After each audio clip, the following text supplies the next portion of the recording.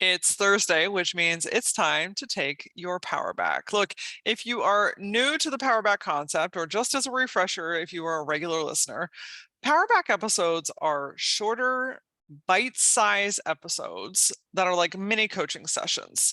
So I'm all about combining energetic expansion, manifestation, feelings with grounded, practical action. Both things require one another. And so Power Back episodes are a chance for you and I to spend 15, 20 minutes together to hyper focus on a very specific topic. And today's topic is about relearning how to trust yourself. Look, one of the top reasons I see women not going after the things that they truly want to is because they don't trust themselves. They don't trust the gut feelings that they're having. They don't trust the desires that are showing up in their life. They're not trusting their abilities to make decisions or the tugs that they're feeling in every aspect of their life and business to do things a different way. So today I'm going to walk you through the cues that your body is giving you. Your body is a guide. It is a voice. It is a compass that is always communicating with you. The goal here is to learn how to listen. By the way, if you're digging these mini coaching sessions and you're like, you know what, I think I'm ready to go a little bit deeper, I have coaching programs that you can do just that with me. So if you go to LauraAura.com, click on the tab that says work with me, and you can learn about the different coaching programs that I offer. We can do one-off sessions, ongoing coaching programs individually, and then we've got some really cool group stuff coming up soon. All right, so where I want to start with you with this is as a reminder that the answer is always inside of you. As women, particularly, we tend to go outside of ourselves for validation from other people, the way that people are doing things, the way people are running their business, the way that people are doing things in their life. And we look outside of ourselves for the answer. We're looking for ways that it is, quote unquote, right to do something, the right way to build a business, the right way to run your household, the right way to eat. We're looking for all of these answers outside of us.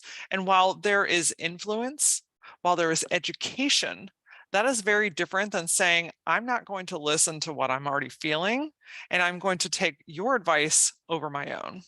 When you allow yourself to truly tap in and to truly listen to your body, which is an ever evolving compass, your mind, your body, your spirit, your energy, your focus, everything is telling you and guiding you in a direction. And when you can strengthen the muscle of listening instead of seeking, you really start to learn how your body is guiding you and that you do truly have the answer. I also want to say to you that if your answer looks different than someone else's, that doesn't mean that it's wrong. If you want to build your business in a certain way and no one else is doing it, amazing. You're an innovator. If you want to decorate your house in a style that has been gone for 30 years or hasn't yet been discovered, you're not wrong. If you want to dress in a way that nobody else does, but you feel most authentic in it, then do it. You're not wrong. Your right, your yes, your fuck yes is yours for a reason. And there's no need to seek outside validation to say, you know what, you can do that. The power of trusting yourself is simply that. It is your own power. Because when you start to trust yourself, you make decisions more confidently. You take more risks in the direction of where you truly want to be. You start to build your life and your business in a way that aligns with you instead of the way that you should. And when you honor yourself, there is so much peace. There's so much happiness available to you. Look, I also want to recognize and honor that sometimes saying yes to yourself and trusting your intuition feels muddy. It feels mucky, especially if you're going against the grain of something. Like, I don't want to upset somebody. I don't want to rock the boat. I don't want to do this. I don't want to do that. And I understand that. And so sometimes these are hard decisions to make. But at the end of the day, you're choosing. Do you want to disrupt someone else's peace unintentionally? Like, you're not seeking out to fuck people up, right? And if you are, then we need to have a different conversation.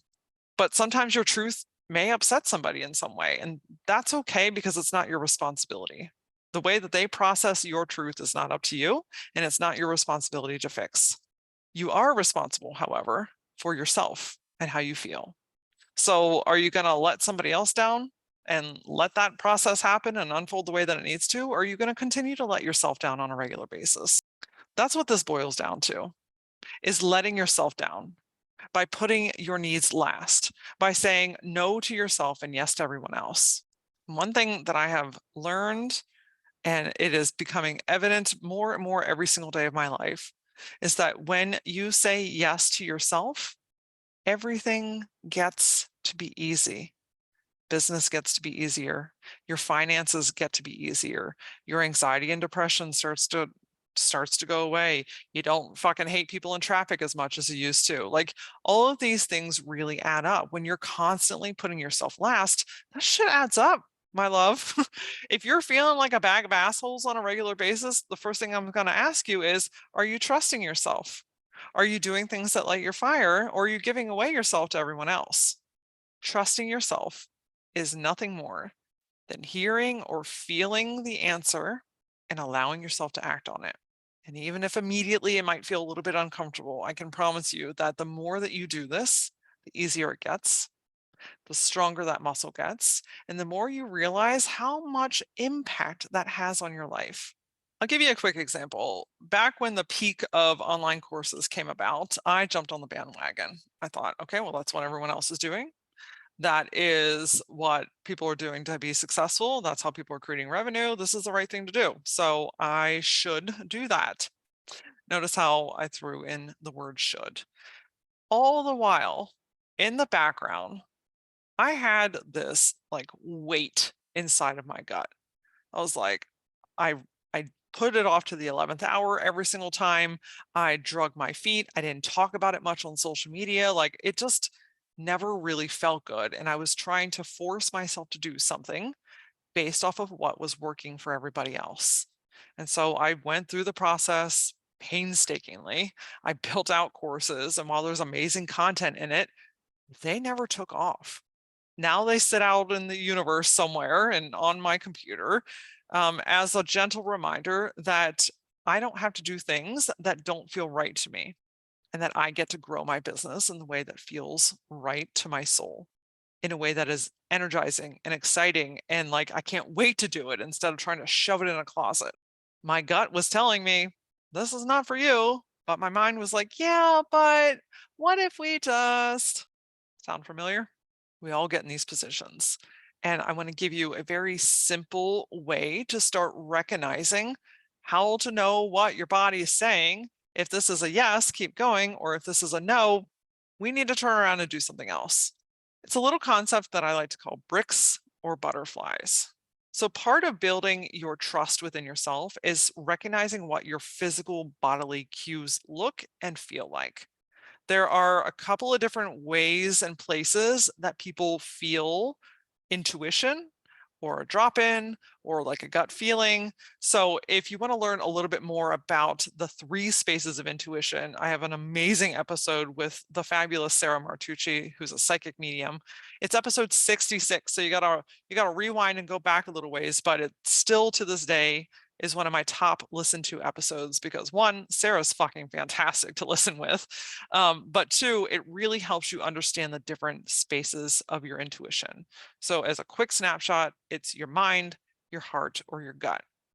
I am a gut girl in a lot of different ways, but that's for a whole different episode. But I feel things in my gut, my knowing, my intuition, my like clarity always, always, always comes from my gut. And so when you can first recognize where you feel your intuition, it will help you to recognize, if am I overthinking something, or is this a real ass thing? For instance, I know that my knowing is not in my mind. When I am up in my brain hole having a whole ass conversation going 100 miles an hour in 400 different directions, that's not my intuition, my friend. That is my overthinking. That is my conditioning. That is my past experiences. Those are other people's voices. And so I can recognize when I'm trying to make a decision, when I'm trying to move forward on something or implement something new in my business or try something new in my life. If my brain starts taking over, that is my cue to say, you know what, we got to pump the brakes. We need to feel into this. I'm not going to act on a space that is not intuitively guiding me. If you listen to episode 66 and you learn, like, hey, I am a head person, my clarity does come from my head, then fantastic. You can apply this bricks and butterflies concept to any part of your body where you are feeling out the right answer.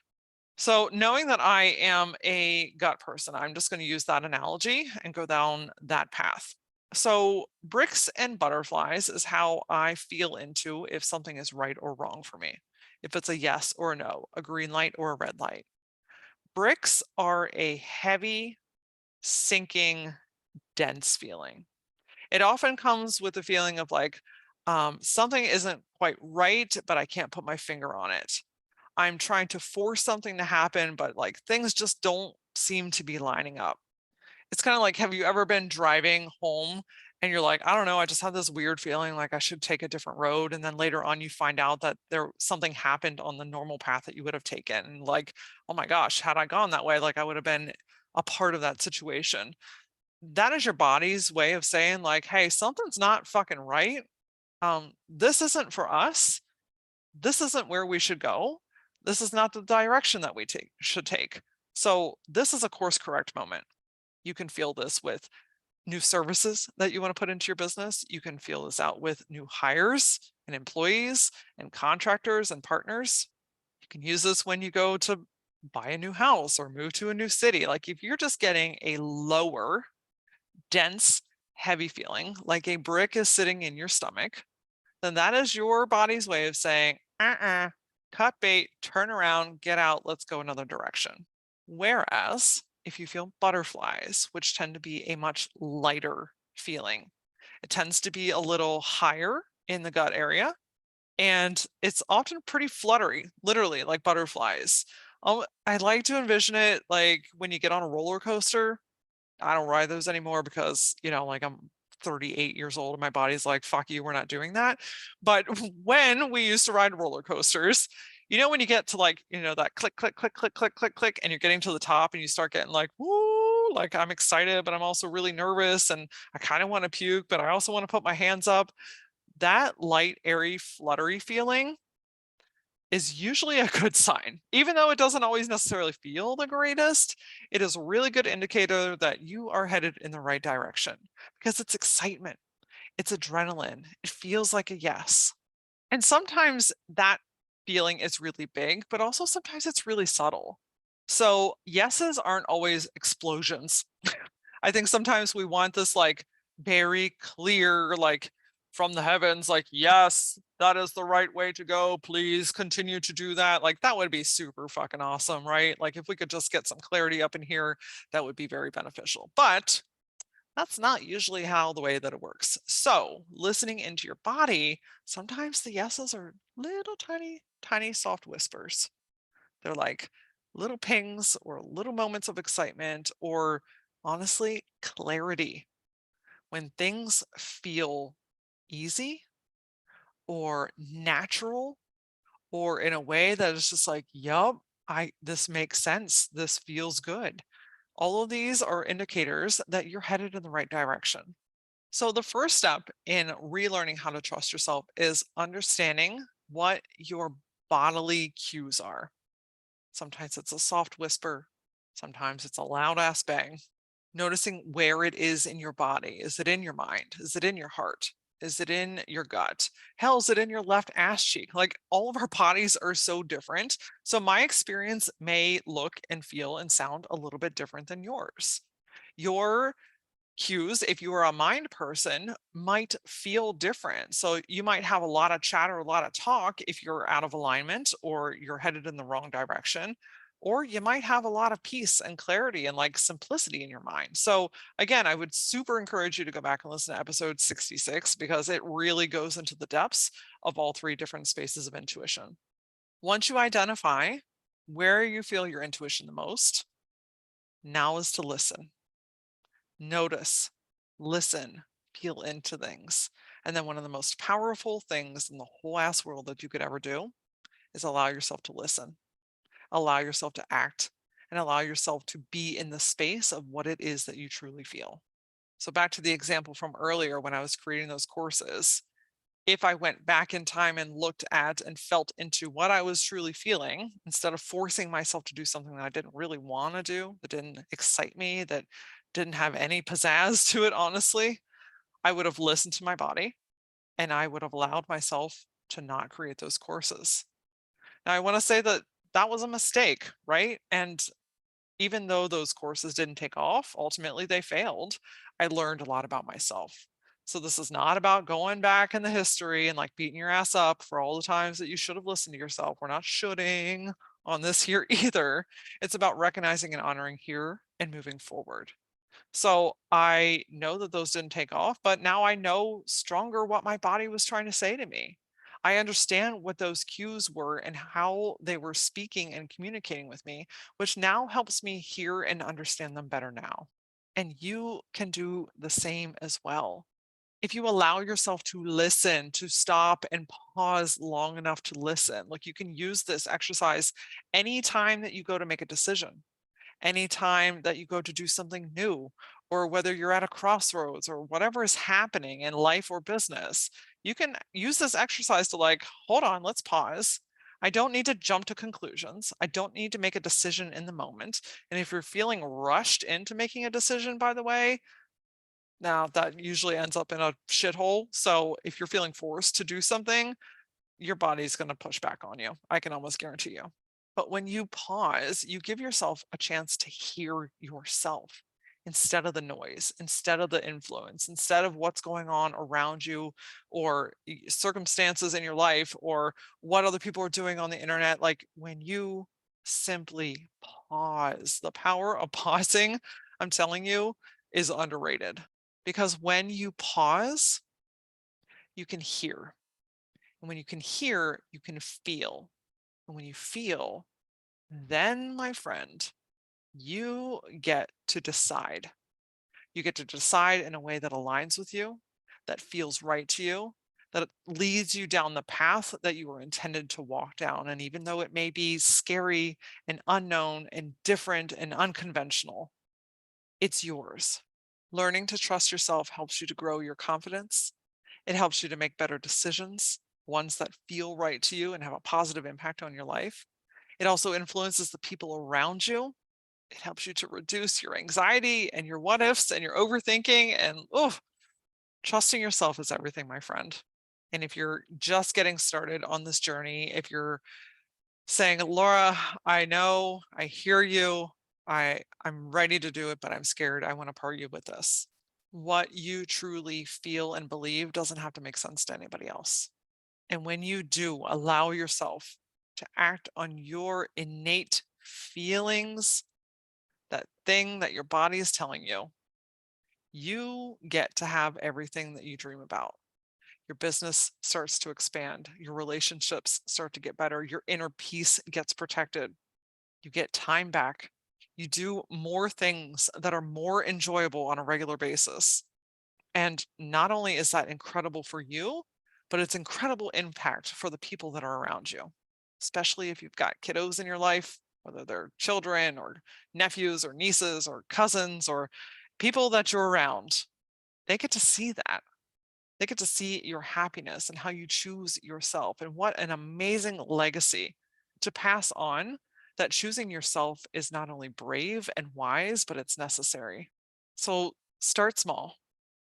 Allow yourself to pause in moments where you need to make decisions. Allow yourself to hear what it is that your body is really saying, and then give yourself permission to take aligned action that matches it. Ooh, my friend, I'm a nerd for this kind of stuff. So if you're going through this process and you're like, you know what, I really could use support from someone, I highly, highly, highly, highly encourage you to go to LauraAura.com and book a discovery call. Look, in 30, 40-minute conversations, I have seen women's whole perspectives on things turn inside out for the better. So it would be a true honor to learn about the space that you're in right now and to give you some guidance on your next steps to take. Next week on the Gutsy Podcast, episode 146 is about monetizing your podcast. So if you are a podcast host, meaning you're currently hosting a show, or you are thinking about or in the beginning stages of building a podcast. Next week's episode has a lot of unique ways for you to monetize it because that's not always the most straightforward thing to do. In the meantime, I would love, love, love to connect with you on social media. I play the most on TikTok and Instagram. You can find me using @thatLauraAura. And as always, until I see you next time, stay gutsy.